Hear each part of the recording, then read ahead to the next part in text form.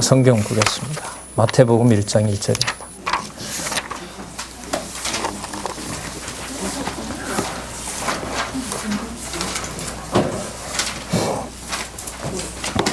제가 읽겠습니다.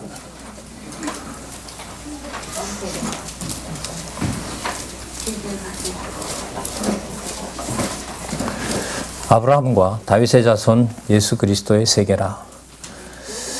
예. 교재는 성경 강론 13권입니다. 6709페이지. 700단위가 같으니까요. 뒤에 10단위 페이지만 부를게요. 09페이지입니다. 9페이지에 보시면 6709페이지에 보시면 제1편 예수에 의한 성취 이렇게 나와 있습니다. 수정을 좀 해야겠죠. 마태복음부터 사도행전 1장 11절까지 그렇게 나와 있습니다. 지난 시간에 우리는 그 6705페이지부터 제2권 그리스도 성취 내용을 서론으로 살펴봤습니다. 6706페이지부터 6708페이지 3페이지에 나타난 8단락에 대해서 여러분들한테 지난번에 알려드렸고, 여러분들이 이 순서를 다 확인하셨으리라 믿습니다. 맞습니까? 아닙니까? 네, 맞아요. 예. 첫 번째 단락에는 무슨 내용이 나옵니까? 책 덮고 할까요, 우리? 책 다 덮으세요. 이런 일이 2번만 있으면 전 나갈 겁니다, 앞으로. 진짜입니다. 그렇게 할 겁니다. 이렇게 공부하시라고 제가 안내를 해드리고,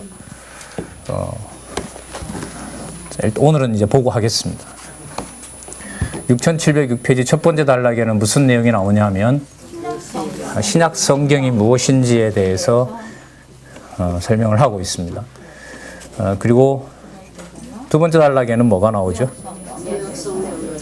세 번째 단락에 뭐가 나오죠? 그럼 똑같은 내용 2번 반복한 건가요? 그러니까 틀린 거죠, 여러분이. 구약 성경 나와요, 두 학생 나와요. 이건 틀린 거예요. 똑같은 내용 2번을 반복한 게 아니라면. 그럼 두 번째 단락에 뭐가 나옵니까?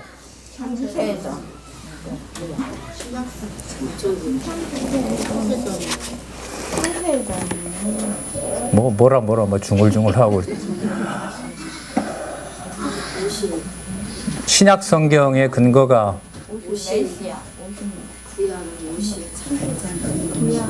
구약 성경이죠. 예, 구약 성경은 또 근거를 가져야겠죠. 예, 그게 창세전이라는 사실을 두 번째 단락에서 밝혀주고 있습니다. 그리고 창세전으로 가면 우리 언약과 성취 섭리도를 꼭 같이 옆에 놓고 보시기 바랍니다. 너무너무 유익한 자료이기 때문에 창세기서부터 말라기까지 모두 메시아에 대한 여호와의 언약이 나타나 있잖아요. 자, 여기에 대한 창세전 근거를 밝히면서 구약 성경에 대한 근거가 구약 성경이 바로 신약 성경의 근거임을 보여주고 있습니다. 그 다음 세 번째 단락에는 무슨 내용이 나옵니까? 구약 성경에 그리고요. 자, 두 번째 단락은 구약 성경이 창세전에 근거를 두고 있고 신약 성경의 메시아 언약의 근거가 된다는 사실을 밝혀줬습니다. 그러니까 창세전에 근거를 둔 언약이 구약 성경입니다. 다시요. 창세전에 근거를 둔 신약 성경에 대한 언약이 구약입니다. 여호와의 메시아 언약인 거죠. 그죠? 그러면 세 번째 단락에는 그 구약 성경에도 언약과 성취가 있죠. 그죠?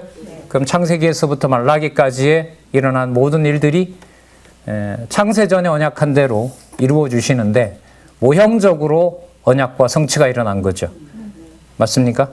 예. 그래서 6706페이지에 보시면 첫 번째 단락 끝에 보시면 첫 번째 단락 밑에서부터 네 번째 줄에 보시면 이렇게 구약 성경이 오실 그리스도에 대한 언약의 내용이라면 신약 성경은 오신 그리스도에 대한 성취 내용이며 언약의 말씀이 육신이 되어 세상에 오신 그리스도의 뭐에 대한 성취에 대한 계시 내용이다. 그러니까 두 번째 단락은 창세전에 근거를 둔 구약이 언약이고 세 번째 단락은 구약 성경에 근거해서 신약 성경이 전부 성취 내용이다라는 걸로 밝혀졌습니다. 그러면 신약 성경을 소개했죠? 맞죠? 그러면 신약 성경에 대해서 설명을 해야죠. 그러니까 6707페이지에 07페이지에 그렇다면 신약 성경은 이렇게 되는 거예요. 그럼 신약 성경이라고 읽을 때는 창세전에 근거를 둔 구약에 근거해서 메시아가 성취하신 내용, 메시아로 성취하신 내용을 가지고 신약 성경은 이렇게 읽어야 되는 거예요. 그러니까 이 순서의 연결성이 중요합니다. 그러면 신약 성경은 어떻게 되어 있냐면 아까 뭐라고 했냐면 오신 그리스도 내용이라 했으니까 예수에 의해서 오신 그리스도를 성취하시는 것이고 성령에 의해서 오신 그리스도를 성취하는 내용이 무엇이냐면 신약 내용입니다. 자, 그 다음에 신약은 두 군데로 되어 있기 때문에 그럼 사복음서도 요 틀 속에 있는 거죠. 그러면 그 사복음서는 자, 우리 지난번에 말씀을 드렸죠. 이제 사복음서라고 하기에는 요한 사도행전하고 연관이 되어 있기 때문에 저 그냥 복음서라고 부르겠습니다. 사실 뭐 이런 부분을 저자하고 심도 있게 얘기한 건 아닌데요. 하여튼 이런 부분들로부터 시작해서 앞으로 더 깔끔하게 이렇게 정리하고 또 명시해야 될 개념들은 많이 있다고 봅니다. 자, 어쨌든 복음서에는 그러면 무슨 내용이 나타나 있냐면 마태, 마가, 누가, 요한복음부터 사도행전 1장 11절까지 예수에 의해서 직임, 신분, 사역, 본성 중심으로 되어 있다는 것을 소개하고 있습니다. 그 다음 단락은 성령에 의한 성취 중에서 사도행전 1장 12절부터 요한계시록까지 교회 설립에서부터 승리까지 창건이라고 나오죠. 새로 된 데는. 자, 그렇다면 이렇게 되죠. 자, 그렇다면 6708페이지 신약 성경의 그럼 핵심은 뭐냐? 이미 소개한 바에 의하면 바로 그리스도 성취입니다. 맞습니까? 근데 그리스도 성취인데 그 그리스도의 이름이 뭐냐 하면 이에수스예요. 그러니까 헬라어로만 이에수스인데 이 이에수스, 우리가 예수라고 보통 하는 이에수스는 누가 지어준 이름입니까? 나면 예수라 하라. 그걸 누가 알려준 거냐고요. 마리아가 지어줬죠. 요셉이 지어줬나요? 예. 하나님께서 태어나면 예수라 하라. 자기 백성을 저희 죄에서 구원할 자다. 그 여호와는 구원이시다라는 거죠. 그러니까 여호와께서 여호와의 이름이 담겨 있는 하나님이 함께 하시는 임마누엘로 소개하고 있는 내용이 바로 뭐냐면 6708페이지 두 번째 단락에 나타나 있는 거죠. 제일 끝에 보시면 하나님께서 여호와이심을 계시하시려고 여호와 계신 거죠. 그러니까 언약 성취의 목적이 바로 뭐냐면 여호와 계시가 되는 거죠. 자, 왜 그럼 이렇게 하시느냐? 역사적 사실로 성취해 주셔서 밑에서부터 네 번째 줄에 이는 여호와의 언약이 역사적 사실로 성취된 것이다. 그렇게 하여 언약대로 성취해 주시는 목적은 택한 백성으로 하여금 예수께서 그리스도이심을 확실히 아는 믿음에 의해 영원하신 하나님이 언약대로 성취하시는 여호와이심을 깨달아 알고 경외하며 섬기게 하시려는 데 있다. 여호와 계시가 목적이다. 이렇게 된 겁니다. 이 순서나 이 안내가 제가 중요한 것은 뭐 8단락이 나오는데 이런 게 중요한 게 아니고요. 마태복음 1장 1절을 여호와 계시로 읽을 수 있도록 안내를 해주는 책이 이 책밖에 없기 때문에 이 구도를 따라가는 것이 성경을 여호와 계시로 이해하는 것과 가장 밀접한 관계가 있기 때문에 강조를 드리는 겁니다. 더 명확하게 할 수가 있지 않느냐? 물론 열려 있습니다. 말로 보면 논리적으로는 열려 있습니다. 앞으로 등장할지 안 할지는 저도 잘 모르겠습니다. 빼고 뺄 수도 있고 더할 수도 있고. 그러나 궁극적인 목적을 여호와 계시로 놓고 본다면 이렇게 안내하는 방법 외에 또 다른 방법으로 간단하게 소개할 수 있는 방법이 있을까? 저도 여전히 고민이고요. 여러분들에게 그 고민을 함께 해주기를 당부를 드리는 바입니다. 자, 그 다음에 제1편 예수의 한 성취로 가서 살펴보도록 하겠습니다. 첫 번째 단락에는 마태복음부터 사도행전 1장 11절까지에 대한 내용들이 나타나 있습니다. 그래서 첫 번째 단락 제일 끝에 요한복음은 사도행전 1장 11절로 수정을 해 주시기 바라고요. 자, 그 다음 단락이 뭐냐 하면, 자, 그 다음 단락이 뭘까요?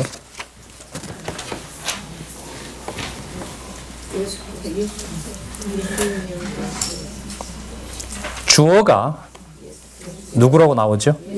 예수께서는 이렇게 나오죠. 친히 구약의 언약을 성취하려 오신 그리스도이심을 예수 자신에 의한 성취함을 증거하셨다. 좀 풀면 예수 자신께서 당신이 구약의 언약한 누구다? 메시아임을 증거하셨다. 그게 마태, 마가, 누가, 사도행전 1장 11절까지라는 거죠. 주어가 누구라는 거죠? 예수께서는 예수께서 맞아요. 예수께서가 맞는데 잉태됐을 때 예수께서는 빼고 해야겠죠. 잉태됐을 때는 아무것도 못 하시니까. 그래서 이 명제가 쉬운 명제가 아닌 거예요. 우린 여기서 예수께서 이러면 뭐 공생애 3년 이렇게 드러내셨을 때만 얘기하면 될까요? 안 될까요? 그럼 그때부터 한 얘기면 잉태하고 뭐하고 한 내용은 어떻게 해야 돼? 다 빼야죠. 빼야 되는 거예요. 예. 그게 아니라는 의미에서 이 예수께서가 중요한 거예요. 아직까지 이런 대적은 없었는데, 야, 예수가 잉태된 내용에서 예수가, 여기 읽어볼게요. 예수께서 친히, 자, 그럼 여러분 잉태된 예수님을 생각하고 제가 읽어볼게요. 잉태하신 예수께서 친히 구약의 언약을 성취하러 오신 그리스도이심을 잉태하신 예수 자신께서 성취하심으로 증거하셨다. 말이 돼요, 안 돼요? 돼요. 말이 되죠. 이 문제는 나중에 이제 누가복음에 가서 이 문제가 구체적으로 드러나게 됩니다. 분명한 사실은 누가 주어가 된다는 거죠? 예수께서. 자, 그래서 두 번째 단락은 뭐냐 하면 마태, 마가, 누가, 요한이라는 가지고 계신 여러분 개역 성경 책의 내용을 의미 중심으로 요약을 해놓은 것이 첫 번째 단락이고요. 두 번째 단락에서는 몇 장 몇 절을 다 빼버렸습니다. 보시면 아시겠지만, 자, 주어도 누가 되고 예수께서가 되시고, 자, 근데 앞부분의 내용은 뭐가 나오냐면 주어가 마태복음에서 요한복음, 사도행전 1장 11절까지는 이게 주어였던 거예요. 그러면 뭘 소개하고 있는 거죠? 성경에 기록한 내용이 뭔지를 소개한 겁니다. 두 번째 단락은 이제 의미로 넘어와요. 주어를 누구로 잡아요? 예수께서는.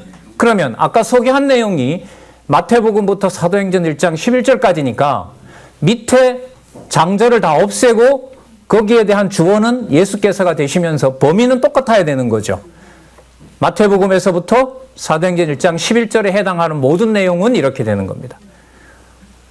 바뀐 게 뭐가 바뀐 거죠? 주어가 바뀌었습니다. 그 내용은 마태복음이라고 그러고 이른바 사도행전이라고 하는데 두 번째 단락에 오면 의미상에서는 여호와 당절을 다 없애고 거기에 대한 주어는 예수께서가 되시면서 범위는 똑같아야 되는 거죠. 마태복음에서부터 사도행전 1장 11절에 해당하는 모든 내용은 이렇게 되는 겁니다.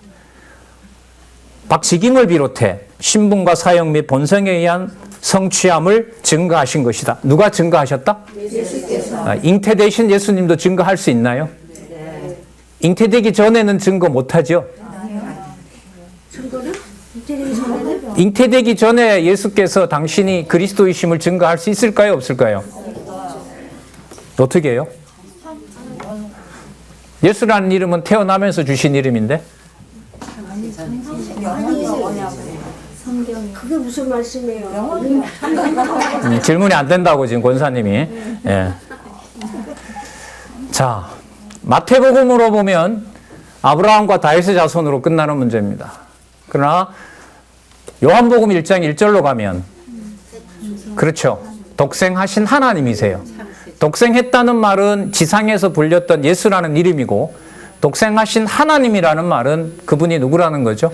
그리스도이시고 창세전부터 계신 존재가 되는 거예요. 그럼 이런 걸 이 저자가 고려를 했을까요? 안 했을까요?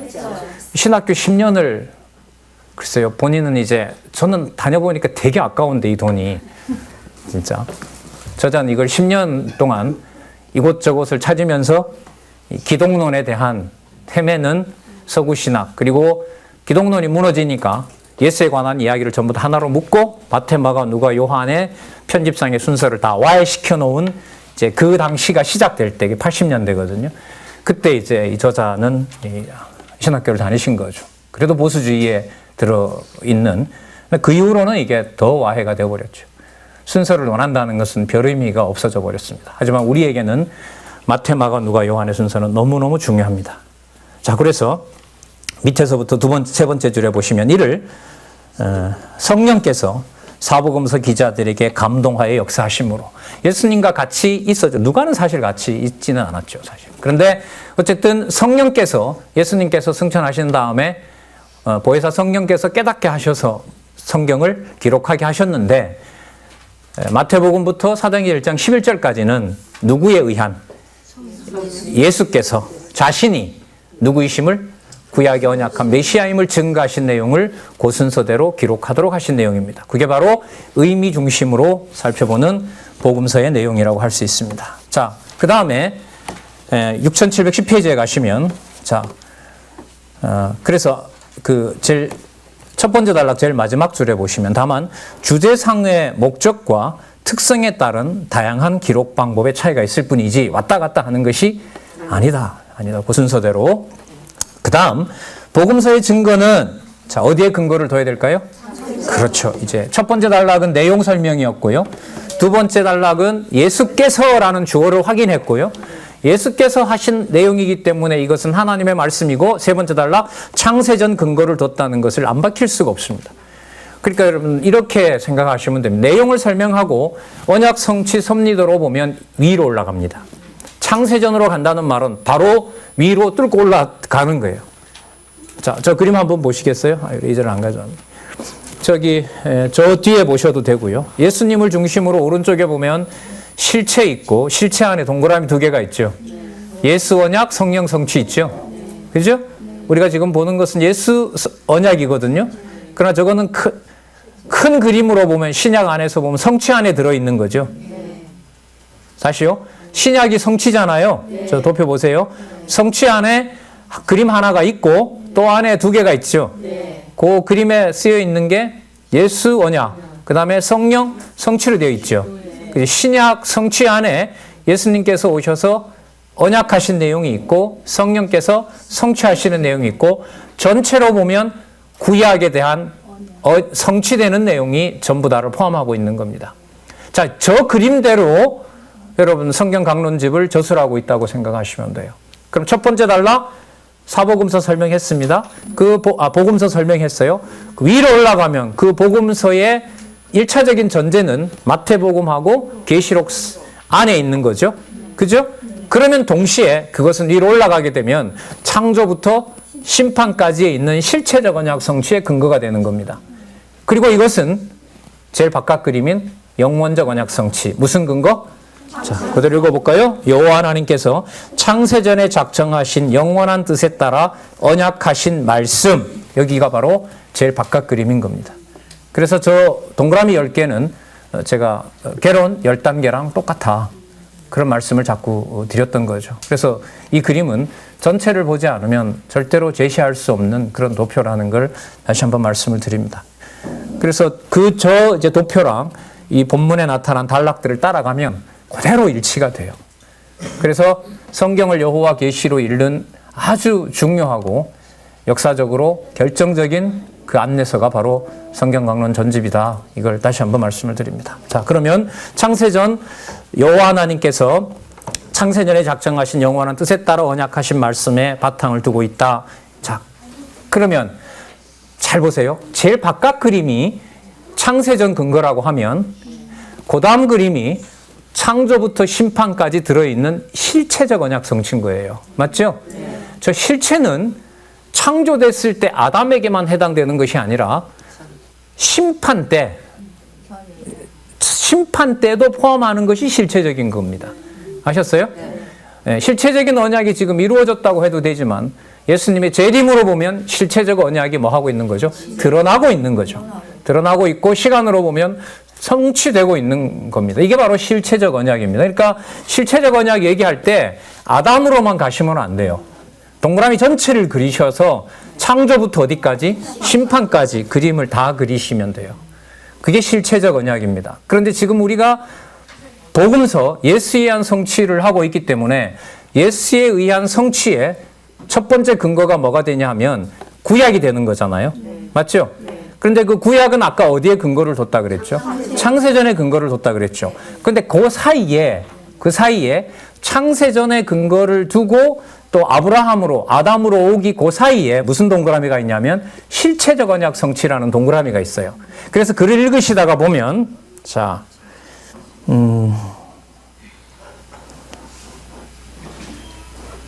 6710페이지 10페이지에 두 번째 단락 세 번째 줄을 읽어볼게요. 끝부분에요. 여호와 하나님께서는 인류의 시조인 첫 아담을 창조하시고, 그러면 두 번째 동그라미 처음으로 가는 거였죠. 이해되세요?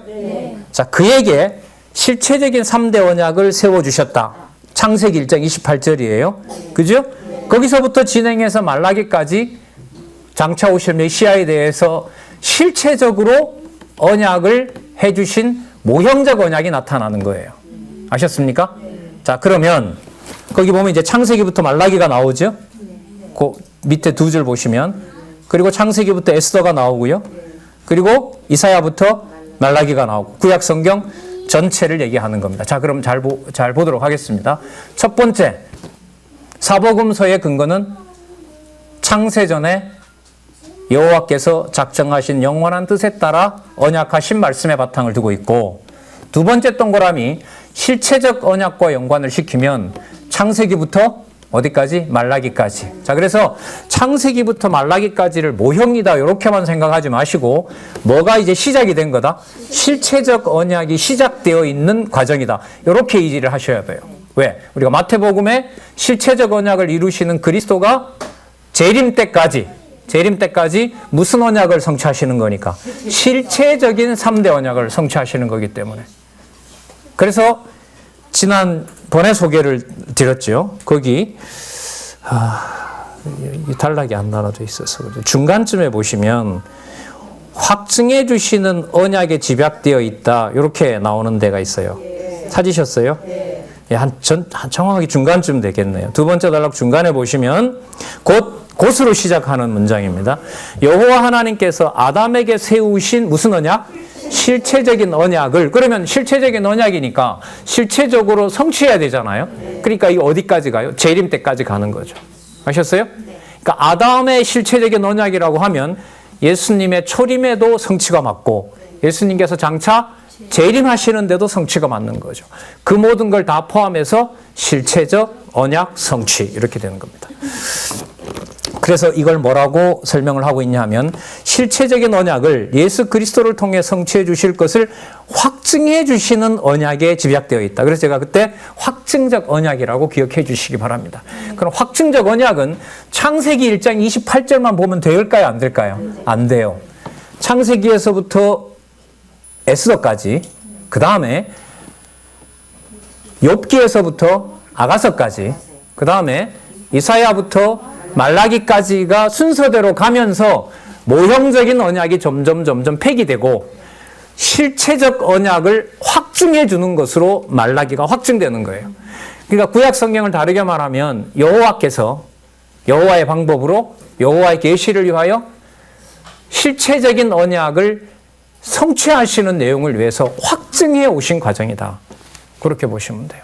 그러니까 두 번째 동그라미를 그리도록 하는 그런 과정들이 나타나 있다고 보시면 됩니다. 자, 그러면 두 번째 단락에서는 사복음서의 창세전 근거와 그 다음 무슨 언약? 실체적 언약 성취라는 데서 설명을 하고 있습니다. 자, 그 다음 세 번째 단락. 그럼 사복음서 설명을 해야 되잖아요. 그죠? 자, 그럼 사복음서는 자, 거기 보시면 요한복음 5장 39절 나와 있죠. 그죠? 장차 오실 그리스도에 대하여 증거한 것이라고 한다면 신약 성경은 오신 그리스도에 대해서 증거한다. 이렇게 나옵니다. 자, 사복음서 역시 언약대로 오신 예수 그리스도에 대한 증거이고, 자, 여기서 또 밝히고 지나가야겠죠. 자, 설명 이제 다 했어요. 복음서 설명 다 했습니다. 그럼 이 복음서의 근거가 자, 어디에 있죠? 위로 올라가면 실체적 언약 성취 설명했습니다. 실체적 언약 성취를 담고 있는 구약 성경의 근거를 뒀다고? 그러면 구약을 설명하고 장차 오실 실체적 언약인 재림까지가 들어가 있다고 보면 그게 출발은 아니죠. 뭐가 출발입니까? 제일 바깥 그림, 영원적 언약 성취가 실체인 거죠. 그게 원형인 게 되는 겁니다. 자, 실체는 아니고 원형이고 최초에 여기 있는 서술을 하면 여호와 하나님께서 밑에서 두 번째 줄 창세전에 작정하신 영원한 뜻에 따라 언약하신 말씀 이렇게 되는 겁니다. 그래서 6711페이지에 엄격하게 나타납니다. 사복음서를 지금 어쨌든 신약계에서 다 와해시켜 놓고 다 무너뜨리고 섞어 놓고 빼버리고 신화시키고 예수님 부활은 다 신화로 돌려놨죠. 그렇게 돌려놓은 판에 이 주장은 너무너무 중요한 주장인 거죠. 그래서 11페이지에 보시면 첫 번째 줄 끝에 그러므로 복음서의 모든 내용은 예수께서 누구이심을 그리스도이심을 계시한 것이어서 이 하나의 궁극적인 의미 외에는 절대로 용납되지 않는다. 더 분명하게 말하면요, 이거 정답입니다. 이게 정답이에요. 이 말에 되게 이제 반감들을 가지잖아요. 예. 이게 이제 싸움의 핵심이 되는 겁니다. 더 깔끔하게 더 정리가 될는지는 몰라도 마태, 마가, 누가, 사도행전 1장 11절까지에 나타난 모든 내용, 수백 가지 내용이 예수께서 그리스도이심을 확정한 계시다. 따라서 하나님의 말씀이다라고 하는 것을 출발한다면 이런 구도가 아니면은 저는 안 나온다고 보는 겁니다. 글쎄요, 저도. 기다려보죠. 우리 4월 달이 이게 오픈이 되어 있는 데입니다. 아직까지야 우리끼리만이지만, 이거는 어쨌든 전체 대세로 봤을 때 공개될 수밖에 없습니다. 공개되게 되면 이제 싸움이 시작이 되겠죠. 그럼 몇 장 몇 절 이 부분은 어떻게 되냐부터 시작해서 잔잔한 개념부터 시작해서 큰 개념까지 증명해야 되는 어떤 그런 시간이 아마 오지 않겠습니까? 자, 그럼 이렇게 사복음서를 실체적인 언약과 또 구약은 확증적인 언약이었고, 확증적 언약이 끝나면서 실체적인 성취로 넘어가는 게 설명이 됐고, 그 실체적인 언약 성취는 자, 어디에 근거를 두고 있고, 창세전에 작정하신 영원한 뜻의 바탕을 두고 있고, 이런 궁극적인 목적은 바로 뭐냐 하면 여호와 하나님 계시를 택한 백성들에게 깨닫고 알게 하는 것이 목적이다라는 것이 6711페이지 마지막 단락입니다. 제일 끝에 읽어볼까요? 두 번째 줄, 다 읽어보겠습니다. 밑에서부터 네 번째 줄. 이와 같이 여호와 하나님께서 언약하신 말씀대로 성취해 주시는 목적은, 자, 여러분, 이때 이와 같이가 어디서부터 어디까지를 말하는 걸까요? 저 그림을 여호와의 언약과 성취 섭리대로 보면 이와 같이는 어디서부터 어디까지? 영원적 언약 성취에서부터, 그렇죠? 어디까지? 예, 복음서 내용 전체까지 이런 말입니다. 이와 같이 이런 말입니다. 이와 같이 여호와 하나님께서 언약하신 말씀대로 성취해 주시는 목적은, 자, 요거 설명을 좀 드리면은요. 실체적 언약 성취 있죠. 두 번째 동그라미. 실체적 언약 성취는 우연이 된 것이 아니라 어디에 근거를 둡니까? 영원적 언약 성취에 근거를 둡니다. 그러면 실체적 언약 성취에서 구약의 여호와의 메시아 언약은 어디에 근거를 둡니까? 자, 위로 올라가면 영원적 언약 성취에 근거를 두고요. 자, 올해 나온 우리 개론에 초점을 맞추면 신약과 연관시키면 신약이 또한 근거가 됩니다. 자, 여러분 참 잘 보세요, 저기. 언약, 구약이라는 동그라미 있죠. 그죠? 세 번째 큰 동그라미 왼쪽에 있는 거. 그 동그라미는 첫 번째 오른쪽에 있는 그림하고 관계되죠. 신약이라는 동그라미. 이해되세요? 저쪽 그림은 똑같은 그림으로 잘 그려 놓으셨는데, 글쎄요, 저 그림이 시간마다 이렇게 필요한데 언제 달릴지 저도 한번 기다려 보겠습니다. 뭔 말인지 모르신 것 같네요. 자, 저기 보시면 구약, 언약 돼 있죠? 예, 저 그림이 오른쪽에 있는 성취 신약과 연관이 되어 있죠. 그죠? 저게 시간적으로 온 거지만 근거로 보면 저게 근거가 됩니다. 이게 의미분석 성경개론 올해 2019년 4차 개정판에서 소개하고 있는 거고요. 자, 수평으로 보면 신약이 연결이 되죠. 그죠? 위로 올라갑니다. 위로 올라가면 뭐와 연관이 돼요? 그렇죠. 영원적 언약 성취하고 연관이 되는 거죠. 그러면 여기 요 내용 있잖아요. 이와 같이 여호와께서 언약하신 말씀대로 성취해 주시는 목적이라고 했을 때 언약하신 말씀대로 성취한다는 내용은 저 그림, 바깥 그림 세 개가 다 들어가 있다. 이해되십니까? 네. 자, 그럼 순서대로 말씀을 드리면 영원적 언약 성취에 근거해서 실체적 언약 성취가 가능하고 실체적 언약 성취에 근거하여 구약 그림이 그려지고 구약 그림 속에 메시아의 언약을 여호와께서 하시고 자, 신약에서 구약에 근거하여 실체적인 성취를 해주심으로 내려오지 않고 일단 위로 올라가겠습니다. 그 목적은 영원적 언약 성취에 근거하여 실체적 언약 성취를 하심으로 자, 더 단순화시키면 영원적 언약 성취가 언약이라면 실체적 언약 성취가 성취가 되어서 여호와께서 언약하신 대로 이루시는 바로 여호와이시더라는 사실을 계시하시는 겁니다. 그래서 맨날 나온다고 하시면 안 돼요. 지금은 이게 복음서 설명하는 거잖아요. 그럼 이 똑같은 걸로 우리가 그동안 공부했던 선지서에도 그대로 넣으면 될까요? 안 될까요? 돼요가 아니라 당연하죠. 그렇게 보셔야죠. 선지서도. 이거는 공통분모입니다. 지금 여기 이게 지금 1편이잖아요.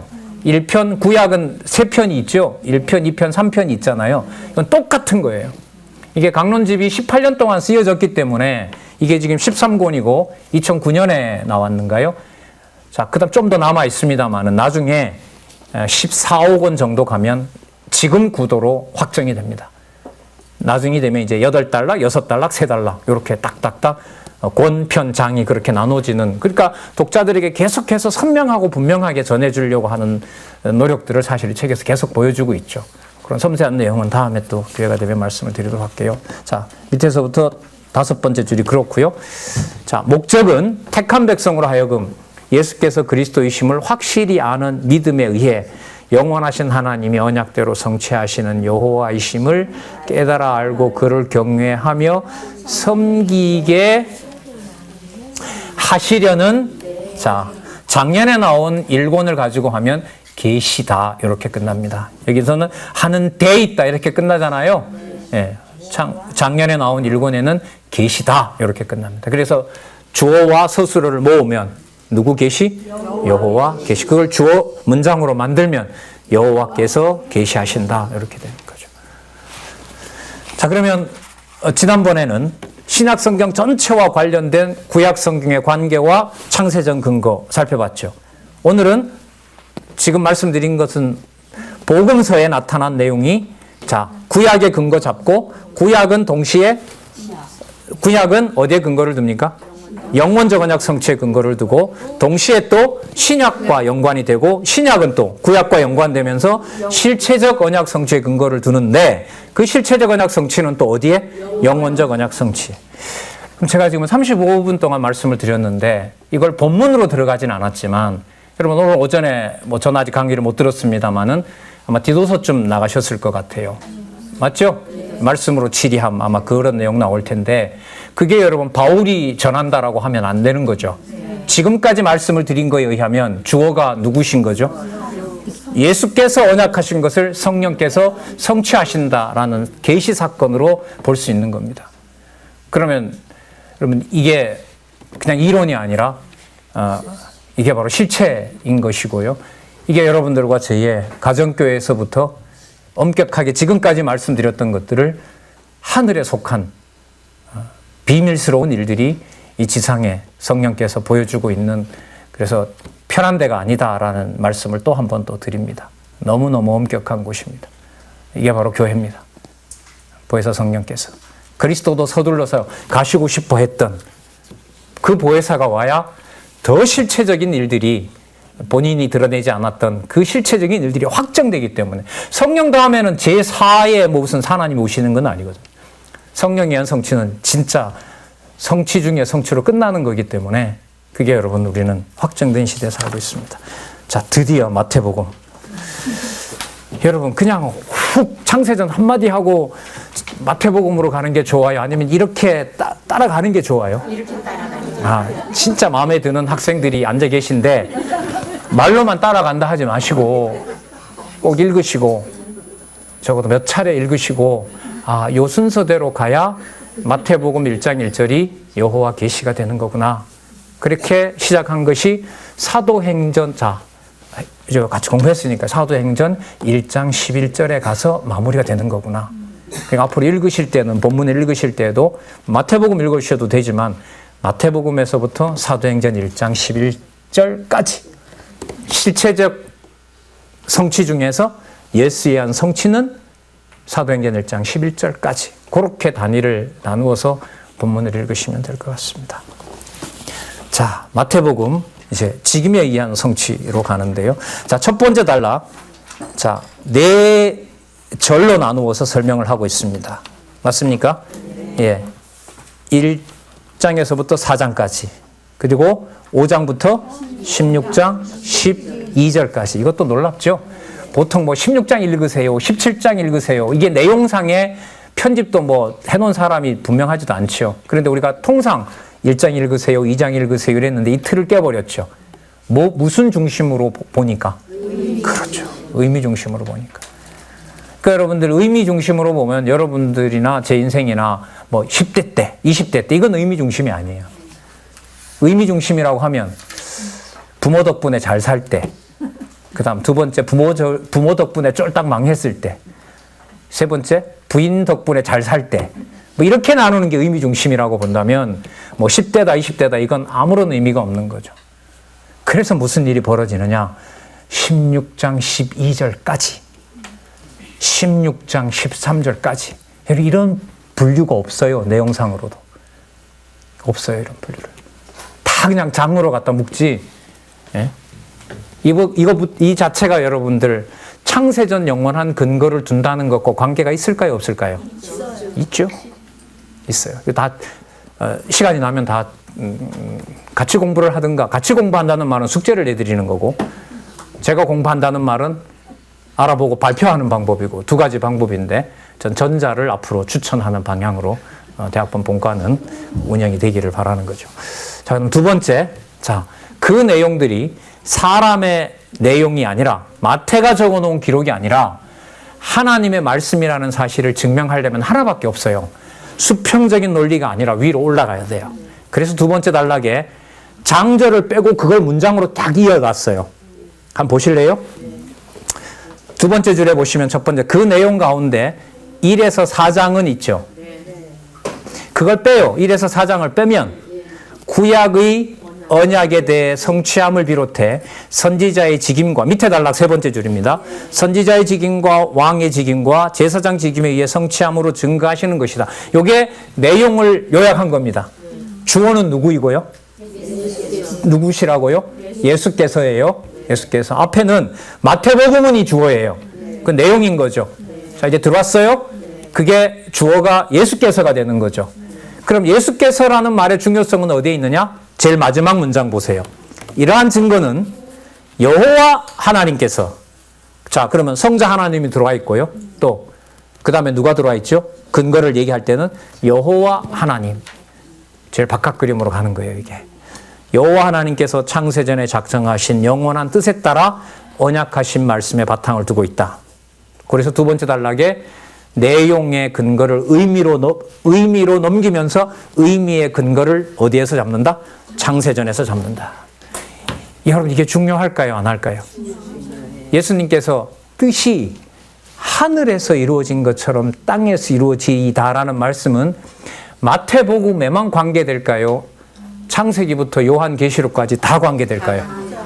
만약에 다 관계된다면 여러분 두 번째 단락 요 똑같은 내용이 이러한 증거는 여호와 하나님께서 창세전에 작정하신 영원한 뜻에 따라 언약하신 말씀에 바탕을 두고 있다는 요 구절이 반복이 되거든요. 앞으로 이게 마가복음에도 나올까요? 안 나올까요? 그대로 나오겠죠. 누가복음에도 나올까요? 안 나올까요? 그럼 제가 질문 이렇게 드릴게요.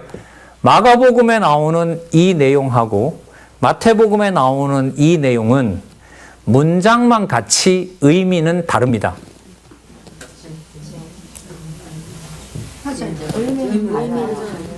왜? 지금 여기서 이 문장은 무엇을 설명하기 위한 거죠? 마태복음, 직임에 의한 성취를 설명하기 위한 창세전 근거입니다. 마가복음에 가면 이 똑같아요. 이 문장이 그대로 나올 거예요. 그러나 그것은 이거 이미 나왔는데 이러면 안 된다는 거예요. 그거는 어디에? 신분에. 요한계시록에 가면 나오겠죠. 나왔던 게 또 나오니까 이제 무시해도 되죠. 뺄까요? 아니에요. 의미가 좀. 아마 빼라고 하면 이 저자는 아마 이렇게 목을 내놓으실 겁니다. 그거 날아가면 여호와 계시인 성경이 하나님 말씀이라는 게 날아가는데 그 양보를 하라는 양보 못한다 아마 할 겁니다. 예?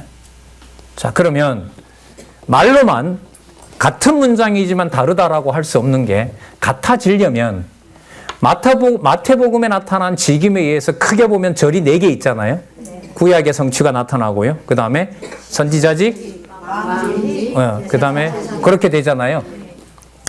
자, 그러면 마가복음에 가면 3절로 나와 있죠. 나눠져 있죠. 그죠? 네, 3절이 어떻게 되어 있죠?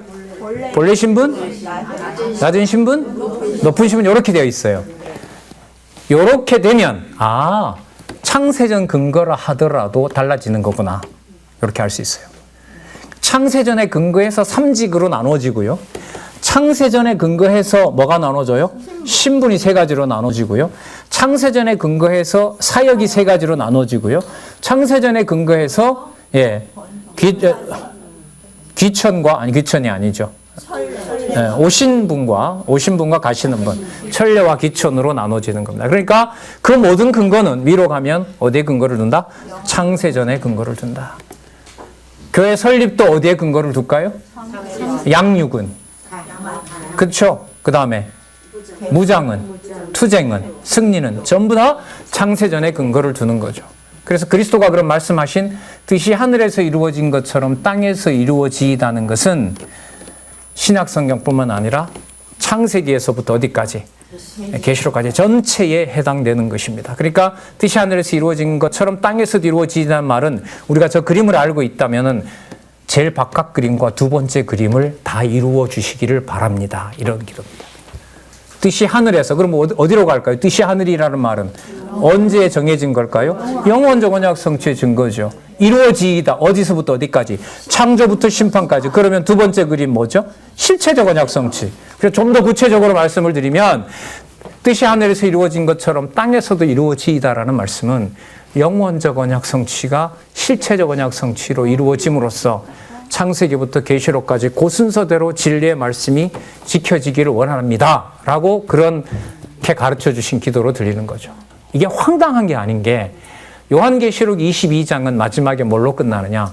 더하거나 빼면 저주가 쏟아진다는 거죠. 성경 계시 기록 보존으로 끝납니다. 요한계시록은. 아무리 봐도 분명해요. 너무너무 분명한 겁니다. 자, 그러니까 두 번째 단락은 내용이 아니라 의미로 넘어오면서 무슨 근거?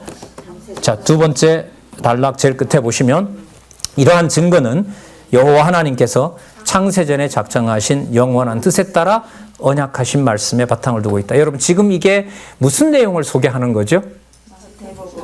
직임에 의한 성취입니다. 이제 소위 마태복음인 거예요. 그럼 세 번째 단락 얘기는 자, 창세전에 근거를 뒀잖아요. 그럼 창세전에 근거를 둔 내용을 지금 내용이 바로 뭐냐면 마태복음이잖아요. 직임에 의한 성취라는 거예요. 그러면 직임에 의한 마태복음은 우연히 나온 걸까요? 구약에 근거를 두는 걸까요? 그렇죠. 그러면 세 번째 단락은 뭐냐면 직임에 의한 성취와 관련된 구약 내용을 모아주고 실체적 언약 중에서 실체적 언약 성취 중에서 실체적 언약 중에서 직임에 의한 성취와 관련된 내용을 창세기에서부터 말라기까지를 뽑아준 내용이 그 다음 단락입니다. 그러면 마가복음에 가도 세 번째 단락 나오겠죠. 근데 마가복음의 주제는 뭡니까? 신분에 의한 성취죠. 거기에도 세 번째 단락이 이런 구도를 따른다면 신분에 의한 성취를 창세기부터 말라기까지 모아준 내용이 거기에 나올 겁니다. 제가 여기 이제 2009년에 이번 달이 제가 정확하게 10년이 되는 날인데요.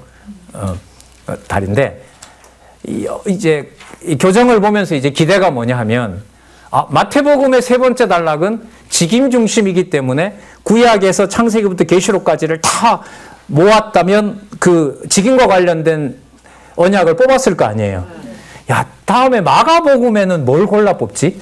신분인데, 그죠? 되게 궁금한 거예요. 마가복음 이제 나왔어요. 자, 마태, 마가 뭔가 좀 분명해졌어요.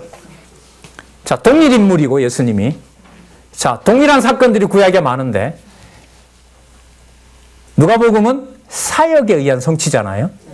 그럼 사역과 관련된 내용을 창세기부터 말라기까지 해서 뭘 뽑으실 건가? 분량을 무조건 늘리지도 않는단 말이에요. 이 단락을 유지할 텐데 이 한 10줄 되는 내용에서 구약에 뭘 뽑아낼까? 이게 되게 궁금한 거죠. 이게 어디까지 가겠어요?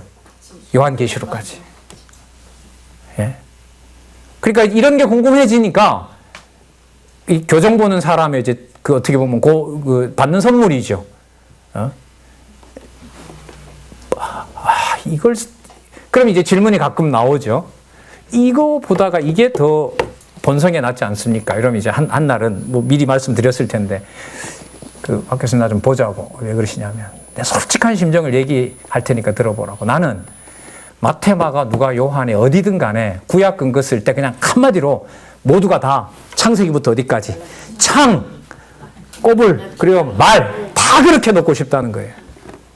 그 말은 박 교수님이 추천한 내용에 대해서 제가 모르는 건 아니고 그 내용을 독자를 고려하다 보니까 이게 지금 사역이기 때문에 사역과 관련된 것을 뽑았을 뿐이지 그게 위로 올라가면 실체적 언약에서 다 만난다는 것을 기억을 하시고 다른 내용을 추가할 때도 그걸 흐리지 않는 것이 중요하지 이거 안 나왔던 거 붙이게 되면 혼선이 생기고 위로 가지 못합니다.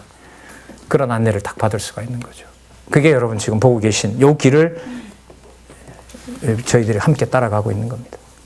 자, 그러면 세 번째 단락은 이게 지금 다루는 내용이 뭐니까 마태복음이니까 직임에 의한 성취와 관련된 내용을 소개합니다. 먼저 창세기 1장 28절. 그죠? 창세기 12장에서부터 36장. 드디어 나왔습니다. 창세기부터 어디까지? 말라기까지. 에스더. 거기서 안 끝났죠?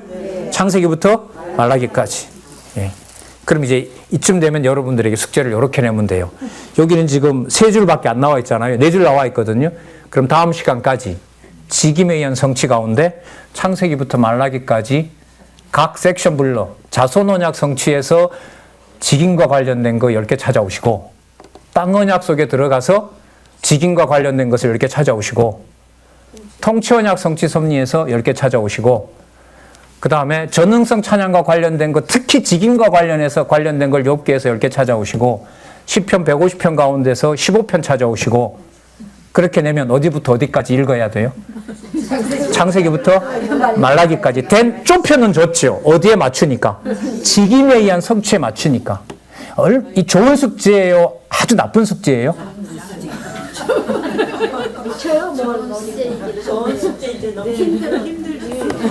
그럼 하지 말까요? 그럼 이 책 잘못 쓴 거죠, 그러면. 숙제를 쉽게 내달라 이렇게 들리시는 거죠. 자, 세 번째 단락 쉽잖아요. 위에 보면 직임에 의한 성취니까 세 번째 단락 구약의 근거를 가져오는데 어디에 맞춰서? 직임에 맞추어서. 자, 그 증거가 6713페이지로 넘어가면 자, 6712페이지 밑에서부터 두 번째 줄을 읽어보고 할게요. 따라서 구약의 이스라엘 역사를 통한 무슨 언약이? 모형적인 언약 성취는 아담에게 세우신 실체적인 언약을 성취해 주실 아직 확증으로서의 언약 계시예요. 그러니까 말라기를 성취라고 할 수는 없잖아요. 그잖아요. 말라기는 어디까지나 여호와의 메시아 언약이잖아요. 근데 우리가 선지서를 공부했잖아요. 선지서의 후반부로 올수록 후반부가 아니죠. 선지서 전체는 이사야든 말라기든 양분되어 있어요. 앞부분은 모형이 끝난다는 거고 두 번째는 뭐가 나옵니까? 실체가 온다는 거예요. 그걸 여기서 뭐라고 하고 있느냐? 확증으로서 언약 계시라고 하는 거예요. 그 선지서를 몰랐기 때문에 마태복음의 가치도 동시에 몰랐던 거죠. 그리고 이 책이 페이지가 연결되는 것에 대한 의미도 우리가 몰랐던 것이고. 자, 이제는 소개했으니까 네 번째 단락에서는 뭘 소개해야 돼요? 직임과 관련된 내용을 구약에서 구체적으로 찾아줘야죠. 여러분 되게 궁금하지 않으세요?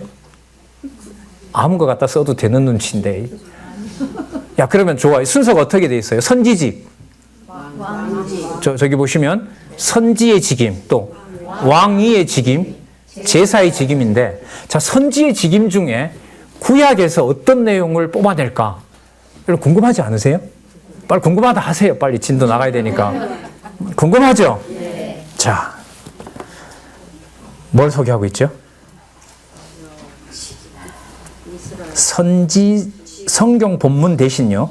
6713페이지 첫 번째 단락 위에서부터 하나, 둘, 셋, 넷, 다섯, 여섯 번째 줄부터, 일곱 번째 줄부터 볼게요. 일곱 번째 줄에 보면 선지자, 왕, 제사장이다 이렇게 나오죠. 자, 보세요. 구약시대 이스라엘의 모형적인 세 가지 직임은 신약시대 예수의 실체적인 세 가지 직임에 대한 예표로서의 모형과 그림자다. 자, 그 다음 문장 보시면요.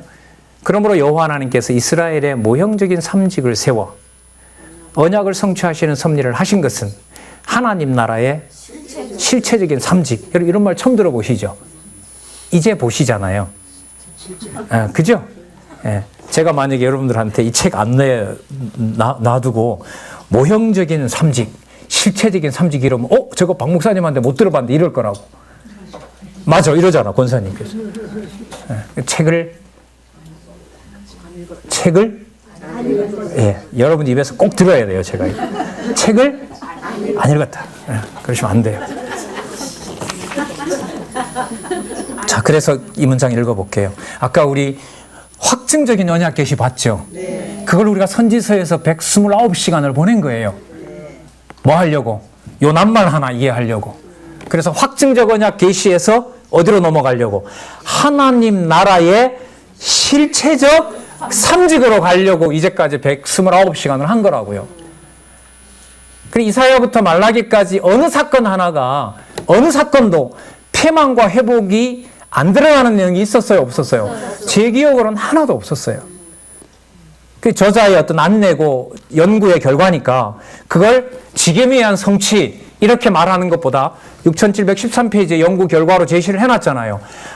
모형적인 나라가 아니라 무슨 나라에? 하나님 나라에. 하나님 나라에. 자, 확증적인 언약으로 계시된 것을 이루신 무슨 언약? 실체적인 삼직을 가지신 그리스도. 그래서 오늘 시간에 좀 강조드리고 싶은 것은 하나님 나라의 실체적인 삼직을 가지신 그리스도. 이게 직임에 의한 성취입니다. 그러니까 이 저자의 어떤 이게 여러분 신학으로 이 기독론이거든요. 예수가 인간이냐 신이냐, 예수가 낮아진 게 힘이 없어서 그랬느냐, 이를 위해서 봉사했느냐, 그 다음에 왜 같은 내용들이 왔다 갔다 하고 누가복음은 또 다르냐, 그러다가 요한복음은 도대체 뭐냐, 그래서 통일성이 없다. 이게 지금 신약계의 여러분 이게 정설이 돼버렸어요. 정설이 됐는데 이제 목회는 해야 되니까 목사님들은 가서 이제 그냥 말로만 성경은 하나님 말씀이다 이제 그걸 강요하는 거잖아요. 증명은 하지 못한 상태에서. 그래서 여러분들 이런 내용들이 있잖아요. 하나님 나라의 실체적 삼직, 이것은 기존에 해결하지 못했던 신학적인 문제들을 성경에 근거하여 신학적인 주장들을 여기에다 담아 놓은 거예요. 이런 용어들은 하나님 나라의 실체적인 삼직은 이 책을 모르면 절대로 이해할 수가 없는 개념이 돼요. 거의 뭐라 그래야 될까요? 성경 신학에서 고유한 명사처럼 아주 독창적인 개념이 되는 거죠. 하나님 나라는 다른 데도 있어요. 실체도 다른 데 있어요. 삼직도 다른 데 있어요. 삼중직이라고 다 불렀어요. 그런데 이걸 마태복음을 소개하는 데 있어서는 낱말 세 개가 결정적 역할을 하면서 어떻게 모여요? 하나님 나라의 실체적인 삼직, 이렇게 모이는 거예요.